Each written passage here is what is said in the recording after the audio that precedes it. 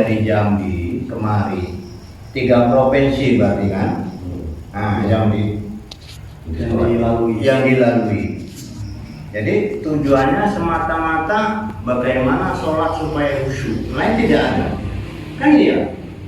Jadi kalau kita kupas ini apa di sana nggak ada guru? Kan gitu, guru banyak. Cuma kan bagaimana caranya sholat supaya khusyuk. Jadi makanya ada keterangannya. Jadi sekarang kan keterangannya sama loh sebetulnya. Setiap masalah agama. Di situ kan dikupas tentang awal mudin ma'rifatullah. Awal agama itu mengenal Allah. Jadi kalau kita mau khusyuk sholat kalau nggak kenal kepada Allah kayak mana? Itu kan dia. Jadi maka dalilnya tetap mudin ma'rifatullah. Awal agama itu mengenal Allah. Itu awalnya. Jadi sebelum kita kenal kepada Allah, tentu kita kan harus mengenal diri dulu. Maka ada man arafa nafsahu faqad tarabahu, barang siapa kenal akan dirinya, saya kenal akan Tuhannya. Berarti kita sebelum kenal Allah, kita harus mengenal diri. Itu jenjangnya. Apa langsung kita buru-buru bisa mengenal diri? Enggak juga. Dan maka ada dalil lagi, maka dibilangkan inna amalu biniyat. Maka tidak sah perbuatan jikalau tidak dengan niat. Itu jenjangnya. Jadi sebelum kenal kepada Allah kita mengenal diri, sebelum kenal diri kita mengenal niat. Jadi sekarang yang mau kita kupas tentang niat. Apa arti niat? Niat itu bukan niat kita, niat di dalam bahasa Arab itu ingat. Jadi bagaimana kita bisa ingat kalau kita nggak belajar tasawuf? Kan gitu kan, masalah ingat ini bukan masalah hati itu. Jadi kasih contoh, situ kan di dalam agama Islam kan kauli, fi'li, kalbi. Kauli artinya kalam, fi'li artinya perbuatan, kalbi artinya ingatan. Bisa membaca, bisa berbuat, bisa mengingat. Jadi sedangkan bab kita bab tasawuf, ini bab hakikat, berarti kan masalah hati. Kan gitu. Jadi maka tadi inna malu biniat, maka tidak sah perbuatan jikalau tidak dengan niat. Sedangkan niat itu dibilangkan tidak berhuruf, tidak bersuara, letak dalam hati. Jadi kita kupas lagi tentang apa sih niat. Sekali lagi tadi tentang niat itu kan ingat bagaimana cara mengingat kalau kita tidak menyebut. Gitu. Jadi makanya setiap kita mau masuk ke bab tasawuf, maka kita dianjurkan suruh bertarikat. Itu yang pertama. Jadi tarikat itu artinya jalan, jalan untuk mengingat Allah. Maka setiap orang bertarikat pasti dibebani oleh amalan zikir. Namanya zikir kalbi. Kan gitu. Jadi setiap dinamakan zikir kalbi itu kan dia menyebut kalimat Allah, Allah, Allah, Allah, kan itu. Tapi kalau kita nggak masuk di dalam tarikat satariyah, dia bisa berzikir tapi dia menggunakan akal. Itu yang pertama. Jadi di dalam tarikat satariyah, sekarang yang dibebankan itu bukan amalannya, sekarang kan yang ditekankan kepada ilmunya. Maka di sini apapun ceritanya, setiap kita mengamalkan zikir kita hentikan dulu akal. Maka kita didik di dalam hati, akal nggak kerja. Sekarang hati yang kerja. Maka sebutan Allah, Allah, Allah. Tapi pertanyaannya mengamalkan zikir kalbi sampai kemana? Mungkin kalau di tarikat lain ini kan sampai nggak ada batas. Nggak ada batas kan. Nah jadi andai kata kita sampailah 1000, 2000, 3000 sampai 5000 kita mengamalkan zikir. Dikala kita di dalam sholat, kayak mana kita untuk memakai zikir yang kita sebut tadi. Memang sesuai situ dengan dalil wa aqimi sholat bizikri, dirikanlah sholat untuk berzikir. Tapi pertanyaannya zikir yang mana? Kalau pakai zikir kalbi tidak bisa, sedangkan zikir kalbi dia masih menyebut. Jadi kesimpulannya maka zikir kalbi itu ditingkatkan.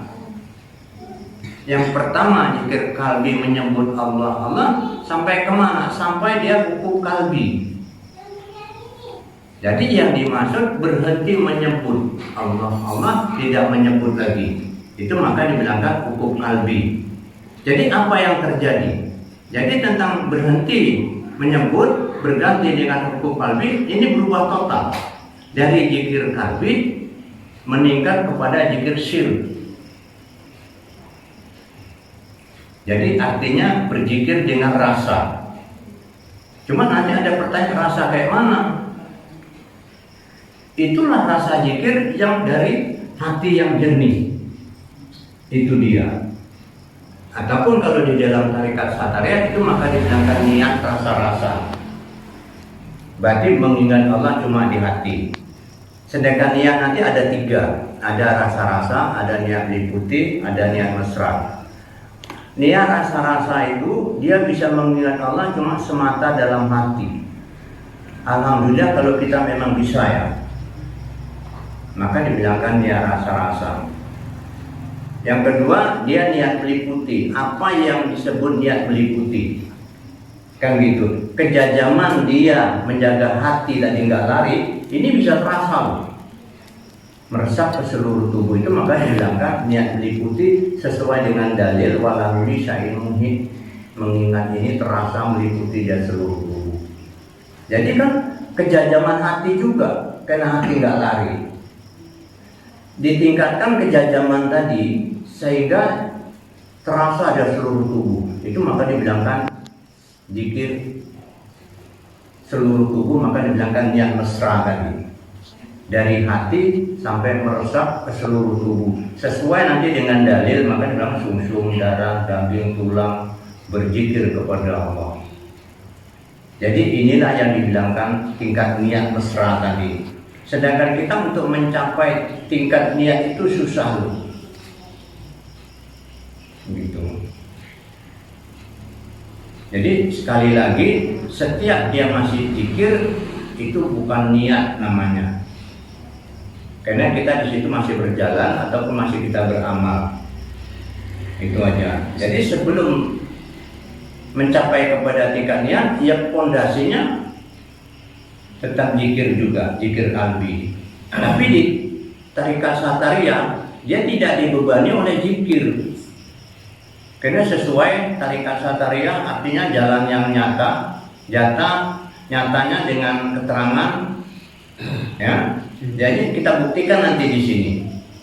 Kan gitu. Keterangannya yang pertama maka dibilangkan wa fi anfusikum afala tubsirun, bisa dalam hati kamu maka tidak kamu lihat. Dia langsung ke pengenalan.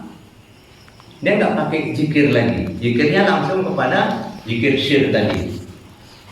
Kan gitu. Jadi isan dalam hati kamu mengapa tidak kamu lihat.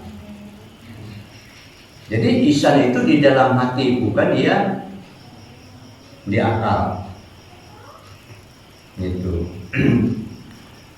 Jadi nanti yang tahap kedua kan gitu. Yang pertama isan dalam hati, nanti yang kedua apa hubungan diri dengan Allah. Maka di situ tadi kan awaludin ma'rifatullah, awal agama itu mengenal Allah. Sebelum kenal Allah, dalil mengatakan man arafa nafsahu faqad tarabahu. Barang siapa kenal akan dirinya, saya kenal akan Tuhannya. Nanti kita gali lagi apa hubungan diri dengan Allah. Ini kita ngambil secara simpel, kan gitu. Jadi Allah ini kan nama bagi sifat. Sifat berdiri kepada zat. Zat itu laisa, tidak ada siapapun yang mengenal zat. Jadi apa hubungan kepada diri? Justru itu kita untuk mengenal diri. Diri ini ada 3, diri tajalli, diri terperi, diri sebenar diri. Diri tajalli jasad, diri terperi ini roh. Diri sebenar diri menyatunya roh dengan jasad. Dan yang ini yang mau kita kenali. Jadi apa hubungan diri dengan Allah? Kita mempunyai roh itu maka kita merasa hidup. Hidup itulah adalah sifat hayat namanya. Jadi maka di situ ada kudrat, iradat, ilmu, hayat sama basar alam. Jadi ini tadi yang punya nama. Maka Allah itu nama bagi sifat. Sedangkan sifat tadi kudrat, iradat, ilmu, hayat sama basar alam. Sifat 7 inilah yang punya nama. Jadi apalah arti nama kalau kita nggak kenal sama yang punya nama? Jadi maka itu tadi, Allah itu nama bagi sifat yang disandarkan kepada diri kita. Dan ini yang mau kita kenali. Maka dari awal tadi kita suruh nilik dalam hati supaya tidak berburuk, tidak bersuara. Jadi di situ tidak ada akuan, tidak ada tuduhan. Selagi kita mengamalkan zikir, tidak sampai pengenalan kita kepada diri tadi. Paham kira-kira ini? Nah, ini cuma sementara di sini, nanti mana tahu pulang ke kampung kan bisa dihayati. Iya Pak. Gitu. Jadi kadang kita membedakan tentang niat, maka dibilangkan inamalu biniat, tidak sah perbuatan kalau tidak dengan niat. Niat itu tidak berhuruf, tidak bersuara, letak dalam hati. Jadi pemahaman niat itu dianggapkan niat kita. Jadi arti niat itu sebetulnya ingat. Gitu. Awak kasih contoh, seperti macam kita sholat. Yang pertama apa juga? Niat. Kan iya, kan berarti yang pertama kita suruh ingat. Jadi kalau memang ingat Allah kita masih ingat yang lain, itu kan bukan ingat namanya. Jadi ini yang fondasi pertama. Maka tidak sah perbuatan kalau tidak ingat. Cuma ya cara ingat Allah kayak gini. Jadi Allah itu bukan mewujud nampak seperti jahil. Jadi belajar kita di sini kan bagaimana cara kita mengenal Allah, caranya sekarang. Ya caranya maka sini kita praktekkan langsung. Kalau enggak ya enggak bisa, kalau sekedar paham kan begitu. Jadi harus kita praktekkan apa itu sebenarnya niat. Itu maka niat itu bertingkat. Kan gitu, niat rasa-rasa, niat beli putih, niat mesra. Ini bisa kita buktikan dan bisa kita rasakan dan bisa kita terapkan di dalam sholat. Itu aja.